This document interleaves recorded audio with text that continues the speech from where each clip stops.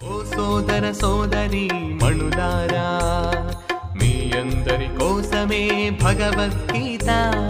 ఓ సోదర సోదరి మణులారా, నొసటి గీత మార్చేదే భగవద్గీత, నొసటి గీత మార్చేదే భగవద్గీత.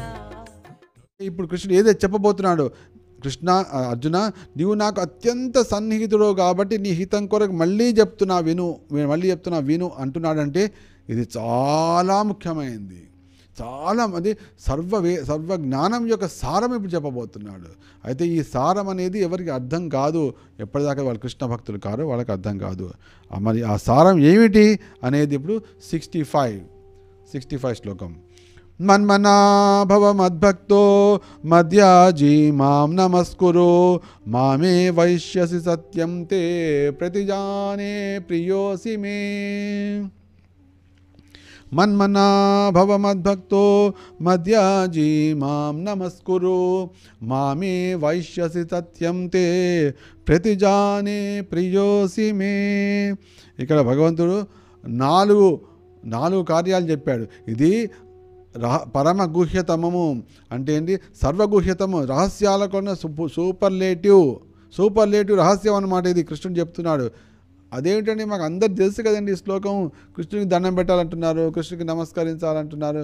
తెలిసింది కానీ తెలిసినట్టు అనిపిస్తుంది. ఆయన తెలిసే ప్రసక్తే లేదు. నీకు 100 జన్మలు కావాలి, 100 జన్మలు కావాలి. మహానుభావుల పాదాల ధూళినితో స్నానం చేయాలి. అప్పటిదాకా నీకు ఈ విషయం తెలిసే అవకాశం లేదు. నువ్వు 1000 లక్షలు చెప్పు, వేలాది మంది నీ వాగ్ధాటితోటి కట్టిబడవేయవచ్చు. అందరూ కూడా మాయచే కట్టబడవేయబడిన వారు మాత్రమే అవుతారు. ఎందుకంటే వారి కృష్ణ భక్తులు కాదు.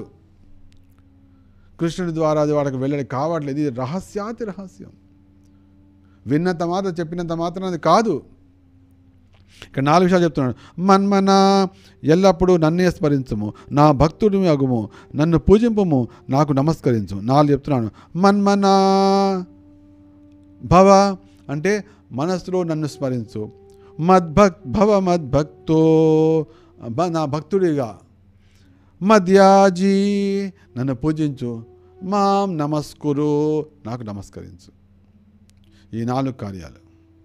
ఈ 4 కార్యాలు అనేది అర్జున సామాన్యం కాదు. ఇది అన్ని రహస్యాల కన్నా సర్వోత్కృష్టమైనది. దీని మించిన రహస్యం లేదు. ఇది ఎంత హితకరమైందంటే నీ హితం గురించి నేను చెప్తున్నా, అర్థం చేసుకో. నీ హితం గురించి చెప్తున్నా. ఎందుకు నీ హితాన్ని నేను ఎందుకు వాంఛిస్తున్నా? నీ హితాన్ని నేను ఎందుకు వాంఛిస్తున్నా అంటే నువ్వు నాకు చాలా ప్రియమైన వాడి. నేను చాలా కృష్ణుడికి ప్రియం కానటువంటి అభక్తులకు ఈ జ్ఞానం ఎట్లా అర్థమవుతుంది? ఒకటే మాట, నువ్వు నాకు ప్రియమైన వాడు కాబట్టి నీ హితం గురించి అని కృష్ణుడు చెప్తున్నాడు. అటువంటి కృష్ణ భక్తులు కాని వారికి ఈ జ్ఞానం ఎట్లా అర్థమవుతుంది? అందుకోసమే వాళ్ళు మన్మనా భవన్ మద్భక్తో నా భక్తుడిగా నన్ను స్మరించు, నాకు నమస్కరించు, నన్ను పూజించు అనగానే వాళ్ళు ఒక్క దుముకి అంటారు. కాబట్టి మీకు మనస్సుకు వచ్చినటువంటి రూపాన్ని తీసుకోండి, మీకు మనస్సుకు వచ్చినటువంటి దేవతను పట్టుకోండి. ఆ ఉన్నదని కృష్ణ ఇక్కడ ఆ పరమాత్మని చెప్తున్నాడు, ఆ భగవంతుడు చెప్తున్నాడు. చెప్పి నన్ను పూజించు అంటున్నాడు, నన్ను స్మరించు అంటున్నాడు, నాకు నమస్కరించు అంటున్నాడు. కాబట్టి మీకు నచ్చినటువంటి, కొంతమందికి ఈ రూపం నచ్చచ్చు, కొంతమందికి ఆ రూపం నచ్చచ్చు, కొంతమందికి ఆ దేవతను నచ్చచ్చు. ఏ రూపాన్ని తీసుకోండి, ఏ రూపమైనా అంతా ఒకటే. ఏ రూపమైనా అంతా ఒకటే కదా. కాబట్టి మీకు నచ్చింది తీసుకోండి, తెచ్చుకొని ఈ 4 చేస్తున్నారు. అంటే ఆ రూపాన్నే మీరు స్మరించాలి, ఆ రూపాన్నే మీరు పూజించాలి, ఆ రూపానికి మీరు భక్తులు కావాలి. ఏ భక్తి అంటే ఏంటి? ఏ విధంగా వాళ్ళు బోల్తా కొట్టి భగవద్గీత నుంచి ఎంత అంటే అనంతమైన దూరానికి కొట్టుకుపోతారు. వాళ్ళు పల్టీలు కొట్టి ఎంత దూరం అంటే భగవద్గీత అనంత దూరంకి వెళ్ళిపోతారు వాళ్ళు. అంత సామాన్యంగానే కాదు. అయితే ఎవరైతే ఈ విధంగా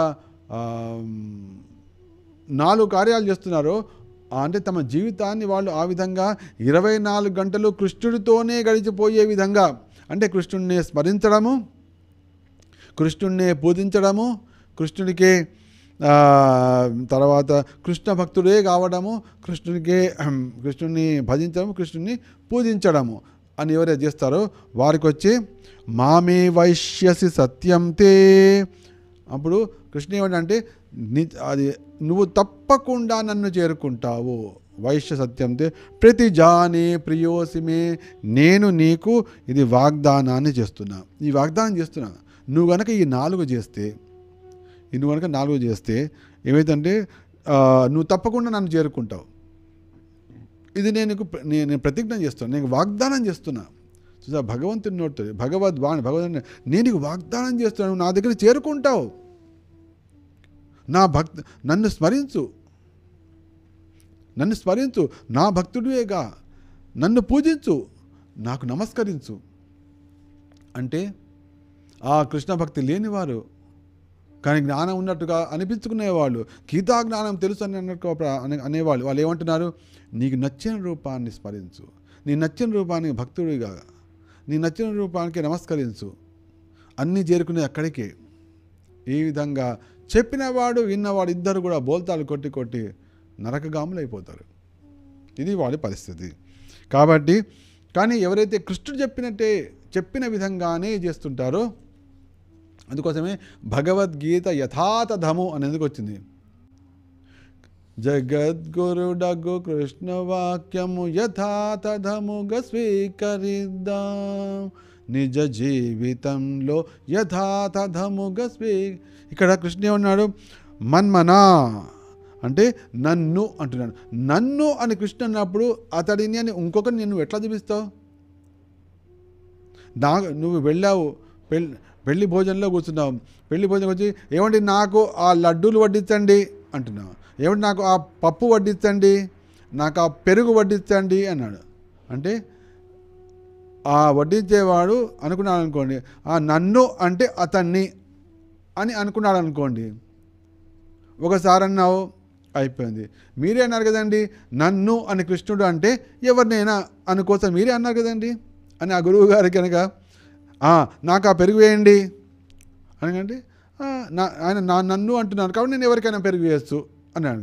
ఏమిట్రా నీకు పెరుగు వేయమని నాకంటే వాడికి పెరుగు వేడిస్తామంటే మీరే అన్నారు కదండి, నన్ను అంటే ఎవరినైనా మీరే అన్నారు కదా. ఓరి విధవా, అది మాది కేవలం భగవద్గీత కదా, నేను వచ్చినప్పుడు మాత్రం నన్ను అంటే నన్నేరా అని అప్పుడు అంటాడు. అటువంటి వాళ్ళే బోల్తాలు కొట్టి కృష్ణుడికి దూరంగా కొట్టుకుపోతారు. కానీ ఎవరైతే యథాతథంగా కృష్ణుడు స్వీకరిస్తున్నాడు, నేనే నన్ను అని పలుకుతున్నాడు, అది ఎవరైతే ఈ విధంగా చేస్తారో వారు భగవత్ ప్రాప్తిని, కృష్ణ చెప్తున్నాడు నన్నే పొందుతావు, నీకు ఇది వాగ్దానం చేస్తున్నా, చేతిలో చేసి చెప్తున్నా, నన్ను చేరుకుంటావు అంటే మనం కృష్ణుని ముఖాముఖి భగవద్ధామాన్ని దర్శిస్తాం. ఇక్కడే ఆ అనుభూతి కలుగుతుంది, దాని తోడుగా భగవత్ ప్రాప్తిని పొందుతాము. అది ఇక్కడ కృష్ణుడిని మనసును కృష్ణుని వైపే అంటే ఏంటి? ఆ ద్విభుజ రూపంలో చక్కటి వేణువును పట్టుకొని, చక్కటి కిరీటాన్ని పెట్టుకొని, తలపాగా చుట్టుకొని, పైన నెమలి పెంచాన్ని పెట్టుకొని, ఈ విధంగా లాస్యంగా చక్కగా ఉండి అద్భుతంగా ఉన్నటువంటి ఆ రూపాన్ని దర్శించాలి. నాకు నచ్చిన రూపం అని చెప్పిన ప్రకారం చేసామంటే బోల్తా పట్టినంటే, దూరంగా వెళ్ళిపోతున్నట్టే. కాబట్టి ఇది ఈ కృష్ణుడి రూపమే చూడడం అనేది రహస్యతమైనటువంటి జ్ఞానము.